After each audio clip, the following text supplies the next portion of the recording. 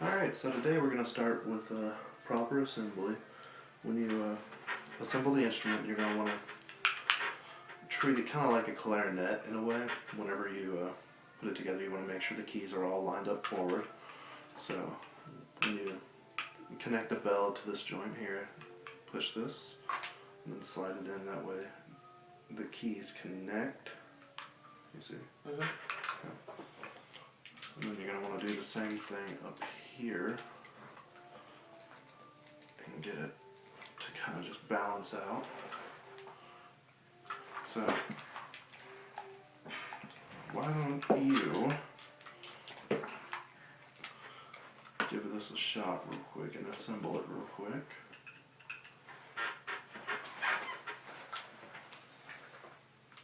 There you go. Alright. Then we're going to do the upper one.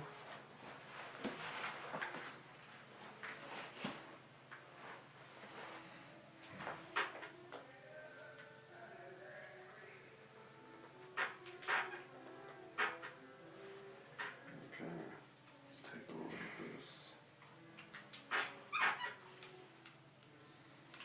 Alright, good job. Let's set this down and we'll go on to the next portion, which is care and maintenance. So, first of all, you want to make sure that you don't lay it on the keys at all times. You want to store it in a neutral temperature area. You don't want it changing temperature too much because, you know, the wood will expand and contract and it'll cause a lot of issues. It'll also offset the keys. When that comes to the reed,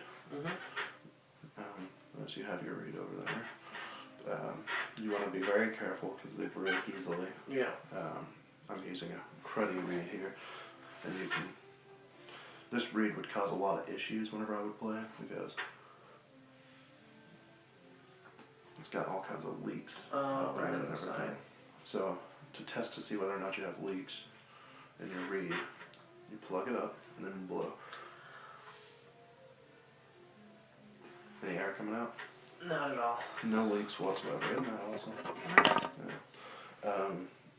You want to make sure that your reed is also in a neutral environment if you'll handle reed case.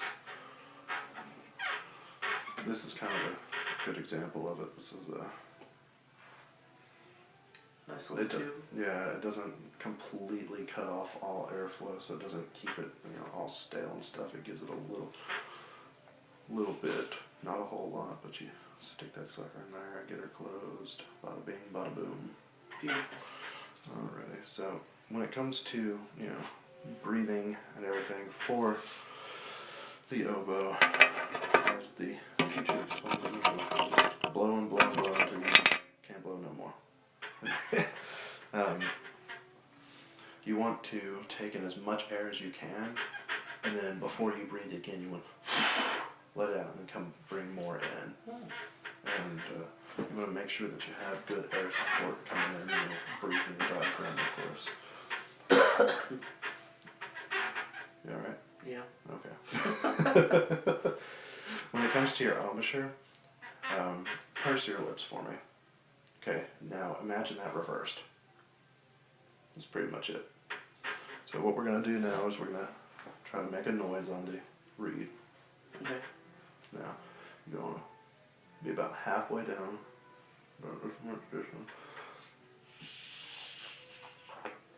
This reed really sucks.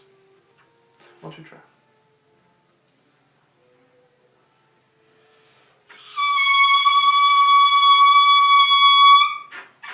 It's insane. Okay. Now, whenever you start the sound, you want to tip of the tongue to the reed. And that's also how you stop it. So, like, you want to start the preliminary breathing before you have to, but have the tongue on the tip of the reed to prevent the sound to escape. And whenever you want it to start, you take the tongue away. So why don't you give that a shot?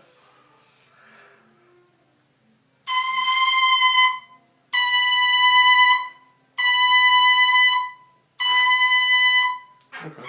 So what we're going to do is I want you to imagine a 3-bar measure, you know, 4/4, and I want you to prepare to play half notes on 3 and 4,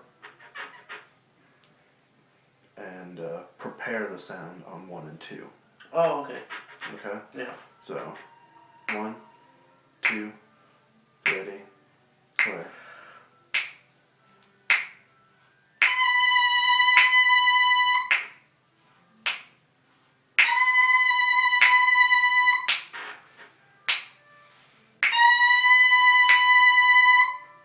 Okay.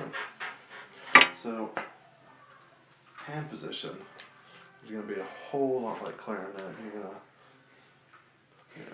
first finger, second finger, third finger, and the pinky is here to just bounce around as much as it can. Then you've got first finger, second finger, third finger, and these three. Now you've also got this octave key here, and then this one right here. Now you're going to want to have your, for the back you want to have your thumb right below the octave key, and then an angled thumb, you want it pointing right about at 10 o'clock, Okay. right here. Okay, so let's give it a shot.